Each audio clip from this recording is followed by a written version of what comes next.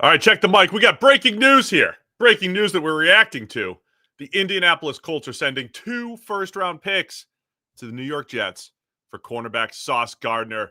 A blockbuster trade ahead of the trade deadline, Sam. The Colts sitting at 7-2, making a move for one of the best corners in the NFL.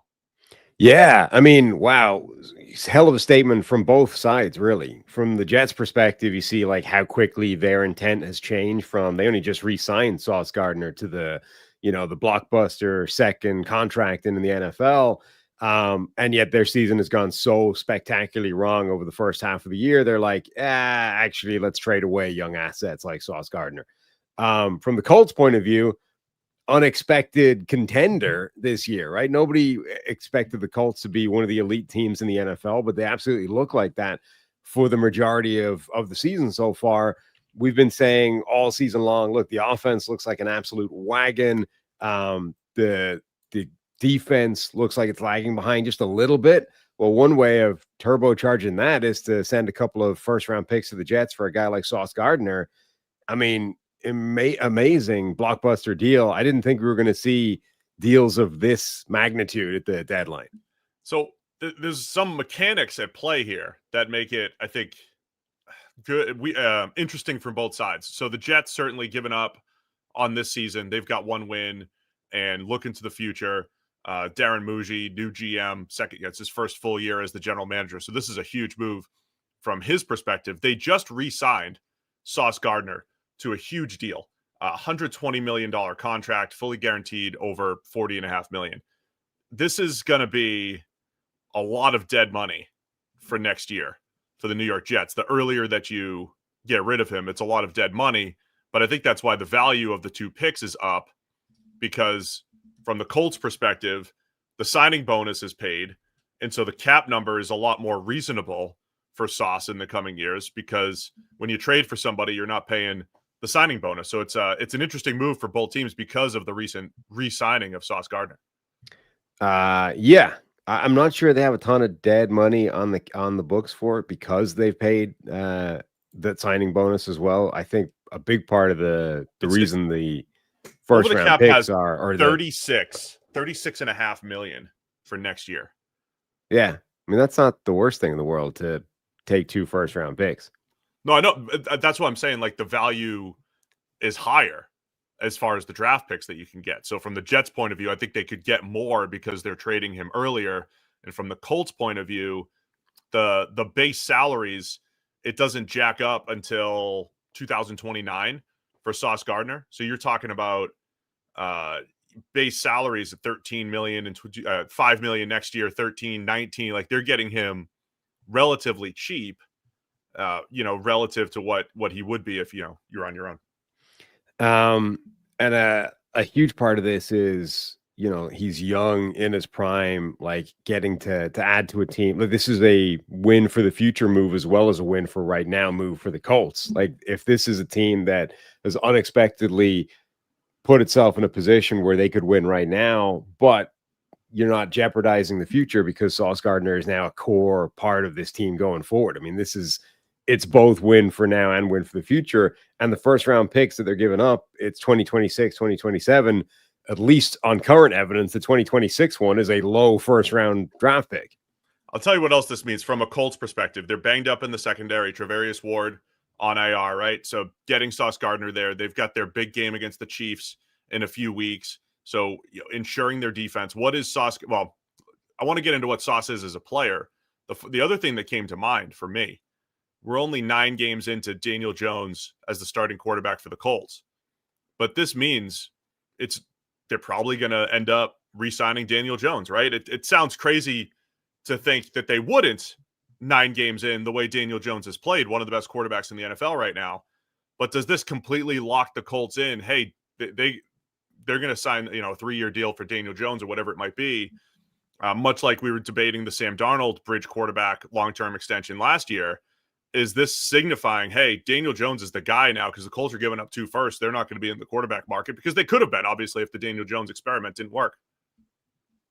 Yeah, I mean, I think again, barring the Sam Darnold collapse at the end of the season, and it's, it's too early to say. Who knows what'll happen there? But assuming nothing catastrophic happens with Daniel Jones from here on in, then they're going to be keeping him. The only question is via what mechanism, right? Do you franchise tag him? Do you find a long-term deal to get done? What does that look like? And at that point, you're looking to next year. You're looking that this is a team with Daniel Jones in place, with all the weaponry around him, with everything looking good. So, yeah, it's not like they don't need to free up resources to go find a quarterback next year. The resources they need to free up are for whatever contract you're going to have to sign Daniel Jones to. And then what is Sauce Gardner as a player? I think if you look at his advanced metrics through 2 years, he was as good as it gets in the NFL.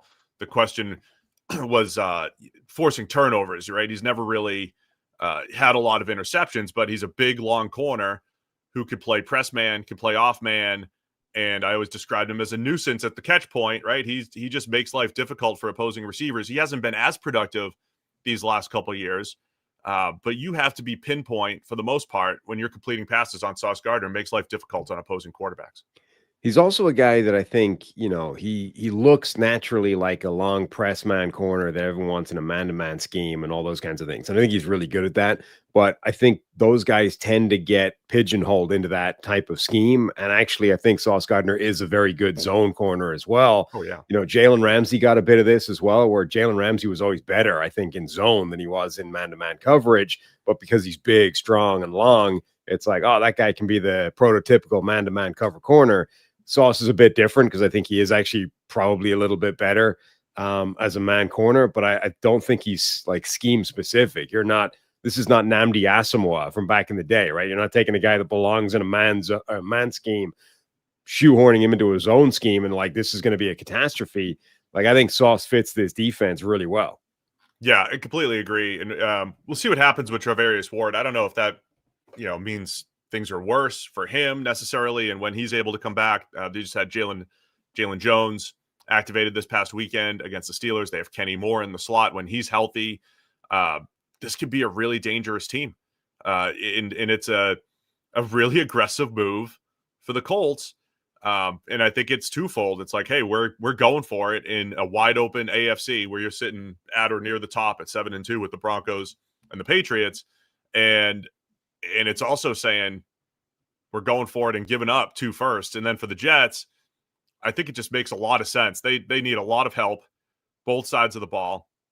And, if they're willing to pay for a year to, get the 2 first rounders and get younger and get their players in there, I think it makes sense from their perspective as well. According to the insiders and indeed the chat, A.D. Mitchell is also part of this trade. So not only are the Colts shipping away 2 first-round picks, they are shipping away a former high draft pick in A.D. Mitchell, but perhaps more importantly, they are eliminating the temptation that they will ever play A.D. Mitchell again and create negative plays where they wouldn't otherwise exist.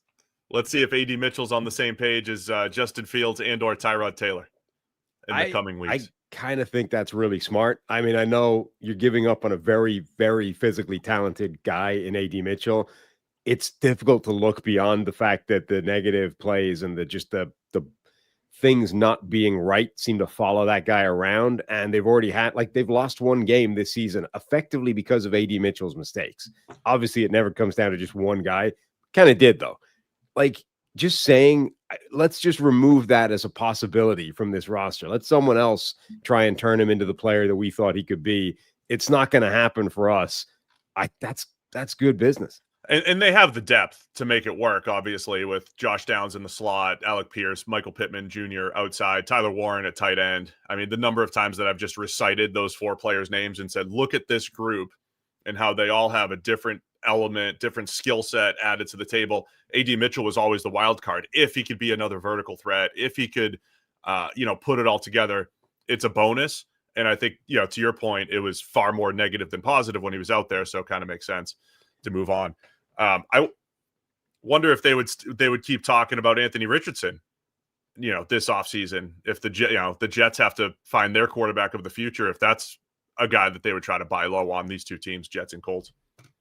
But from the Jets' perspective, it makes sense as well to try and let's roll the dice on a guy like AD Mitchell. As much as the Colts have already determined that the negative outweighs the positive, and it's probably never going to happen. From the Jets' perspective, it's like we're already getting 2 first-round picks. Kick in the guy that has first-round talent, and you're already giving up on. Let's see if we can turn him into anything. And the chances are the answer is no, but that's absolutely worth a gamble. We were just here for Sauce Gardner. Did you want to touch on any of the other stuff that's going on here today? I mean, somebody requested we touch on Rashid Shaheed. We can throw that in there, but I think, save more of that for the show tomorrow. Vertical threat added to the Seahawks. Their pass game's cooking. I like it. I like it. I like Shaheed. I think, adding a good receiver like that to an offense is always a good thing. I'm kind of a little bit bummed for Torrey Horton, who was kind of bringing some of that to the table and, finding his way into that offense as Cooper Kupp's been sidelined and JSN is just the alpha guy getting all the targets. I think that role was there for Torrey Horton to emerge and become that guy. It's just cluttering the landscape a little bit for him. So from a selfish point of view, a guy who likes Torrey Horton, I'm a bit bummed. But from a Seattle point of view, I mean, having 2 of those guys rather than 1 can't be a bad thing. Plus, the way JSN's been winning down the field, now you've got 3 legitimate, I'd say, vertical threats for Seattle, and they've been taking a lot of shots down the field. So as Sam said, and then we got Jacoby Myers going to the Jacksonville Jaguars, a 4 and a 6 to Jacksonville. Not one of the pick swaps, but the Jags are already loaded with draft capital next year outside of the first round, and the Raiders now have 10 picks. So another trade I think that made sense for both sides that we'll break down in more detail tomorrow. Okay. Yeah, I mean, made sense certainly for the Raiders. I'm a little confused about Jacksonville's side of that. I'm not. I mean, they're 5-3. Travis Hunter's on IR with no immediate return coming back. Right. Parker Washington's been pretty good, but as a whole, they haven't had a really dependable receiver. I think they were banking on Hunter being that guy coming off the bye. Jacoby Myers is a really good possession receiver.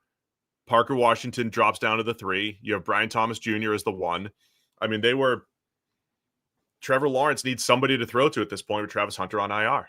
I mean, he's got players to throw to. He's got Parker Washington. He's got De'Ami Brown. He's got Brian Thomas Jr. They've got receivers. This is it's a short-term rental for a guy, and it's a significant overpay in terms of draft picks to do it for a team that admittedly has a ton of draft picks to play around with, but I'm not sure I see the need for that move.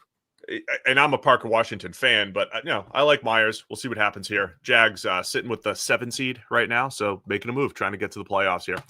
All right, we'll break it all down tomorrow. If anything else, monstrous breaks will go live, but tomorrow we'll go through all the trades, including the Sauce Gardner trade. Check the mic, 9 a.m. Hit subscribe on the way out.